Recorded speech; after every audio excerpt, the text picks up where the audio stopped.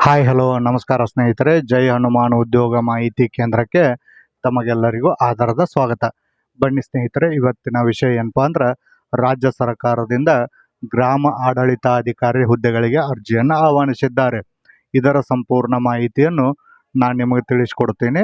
ಜಿಲ್ಲಾವಾರು ಎಷ್ಟು ಹುದ್ದೆಗಳಿವೆ ಮತ್ತು ಶೈಕ್ಷಣಿಕ ಅರ್ಹತೆ ಏನಾಗಿರಬೇಕು, ನಿಮ್ಮ ವಯೋಮಿತಿ ಎಷ್ಟಿರಬೇಕು ಮತ್ತು ಅರ್ಜಿ ಶುಲ್ಕ ಎಷ್ಟಿದೆ, ಅದೇ ರೀತಿ ಆಯ್ಕೆ ಪ್ರಕ್ರಿಯೆ ಹೇಗಿದೆ ಮತ್ತು ಅಗತ್ಯ ದಾಖಲೆಗಳು ಏನೇನು ಬೇಕು, ಅರ್ಜಿ ಸಲ್ಲಿಸುವ ವಿಧಾನ, ಇದನ್ನೆಲ್ಲ ನಾನು ನಿಮಗೆ ತಿಳಿಸ್ಕೊಡ್ತೀನಿ.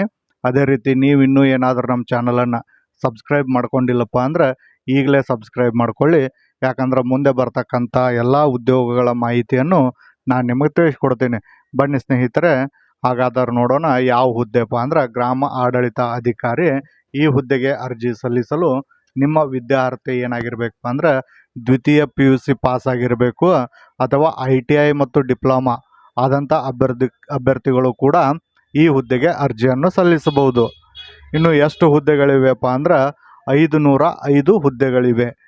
ಯಾವ ಜಿಲ್ಲೆಗೆ ಎಷ್ಟೆಷ್ಟು ಹುದ್ದೆಗಳಿವೆ ಅಂದರೆ ಬೆಂಗಳೂರು ನಗರ 20, ಬೆಂಗಳೂರು ಗ್ರಾಮಾಂತರ 29, ಚಿತ್ರದುರ್ಗ 15, ಚಿಕ್ಕಬಳ್ಳಾಪುರ 21, ತುಮಕೂರು 50, ಶಿವಮೊಗ್ಗ 18, ಕೋಲಾರ 22, ಬೆಂಗಳೂರು ದಕ್ಷಿಣ 30, ಮೈಸೂರು 45, ಮಂಡ್ಯ 50, ಹಾಸನ 35, ಉಡುಪಿ 10, ದಕ್ಷಿಣ ಕನ್ನಡ 20, ಚಾಮರಾಜನಗರ 31, ಚಿಕ್ಕಮಗಳೂರು 10, ಬೆಳಗಾವಿ 48, ಬಾಗಲಕೋಟೆ 16, ಗದಗ 14, ಹಾವೇರಿ 15, ಬೀದರ್ 4, ರಾಯಚೂರು 2.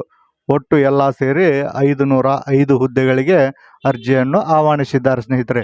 ಈ ಹುದ್ದೆಗೆ ಅರ್ಜಿ ಸಲ್ಲಿಸಲು ನಿಮ್ಮ ವಯೋಮಿತಿ ಎಷ್ಟಿರಬೇಕಪ್ಪ ಅಂದ್ರೆ ನೀವೇನಾದರೂ ಜನರಲ್ ಕ್ಯಾಟಗರಿ ಅವರಾಗಿದ್ರೆ 18ರಿಂದ 40 ವಯೋಮಿತಿ ಒಳಗಡೆ ಇರಬೇಕು. ಒಂದು ವೇಳೆ ನೀವು 2A 2B 3A B ಆಗಿದ್ರೆ 18ರಿಂದ 43 ವಯೋಮಿತಿ ಒಳಗಡೆ ಇರಬೇಕು. ಒಂದು ವೇಳೆ SC ST ಕ್ಯಾಟಗರಿ 1 ಆಗಿದ್ರೆ 18ರಿಂದ 45 ವಯೋಮಿತಿ ಒಳಗಡೆ ಇರತಕ್ಕಂಥ ಎಲ್ಲ ಅಭ್ಯರ್ಥಿಗಳು ಅರ್ಜಿಯನ್ನು ಸಲ್ಲಿಸಬಹುದು. ಈ ಹುದ್ದೆಗೆ ಅರ್ಜಿ ಸಲ್ಲಿಸಲು ಅರ್ಜಿ ಶುಲ್ಕ ಎಷ್ಟಿದೆಯಪ್ಪ ಅಂದ್ರೆ ನೀವೇನಾದರೂ ಜನರಲ್ ಅಥವಾ 2A 2B 3A B ಆಗಿದ್ರೆ ಅಂತಹ ಅಭ್ಯರ್ಥಿಗಳಿಗೆ 750 ರೂಪಾಯಿ ಅರ್ಜಿ ಶುಲ್ಕ ಇರುತ್ತದೆ. ಅದೇ ರೀತಿ SC ST ಕ್ಯಾಟಗರಿ 1 ಅಭ್ಯರ್ಥಿಗಳಿಗೆ 500 ರೂಪಾಯಿ ಅರ್ಜಿ ಶುಲ್ಕ ಇರುತ್ತದೆ. ಅದರ ಜೊತೆಗೆ ಅಂಗವಿಕಲ ಅಭ್ಯರ್ಥಿಗಳೇನಾದರೂ ಇದ್ದರೆ ಅವರಿಗೆ 250 ರೂಪಾಯಿ ಅರ್ಜಿ ಶುಲ್ಕವಿರುತ್ತದೆ.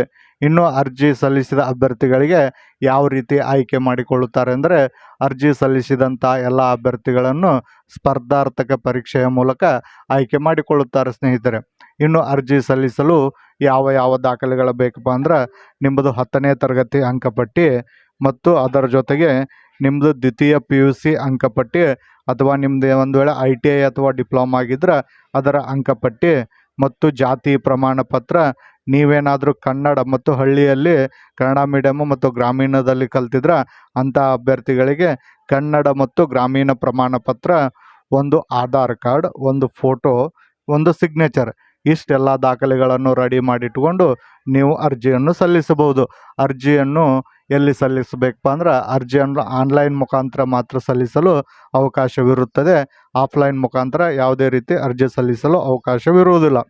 ಮತ್ತು ನಿಮಗೆ ಇನ್ನೂ ಏನಾದರೂ ಹೆಚ್ಚಿನ ಮಾಹಿತಿ ಬೇಕಾಗಿದ್ದರೆ ಜೈ ಹನುಮಾನ್ ಉದ್ಯೋಗ ಮಾಹಿತಿ ಕೇಂದ್ರವನ್ನು ಸಂಪರ್ಕಿಸಿ ನಾವು ನಿಮಗೆ ಹೆಚ್ಚಿನ ಮಾಹಿತಿಯನ್ನು ತಿಳಿಸಿಕೊಡುತ್ತೇವೆ.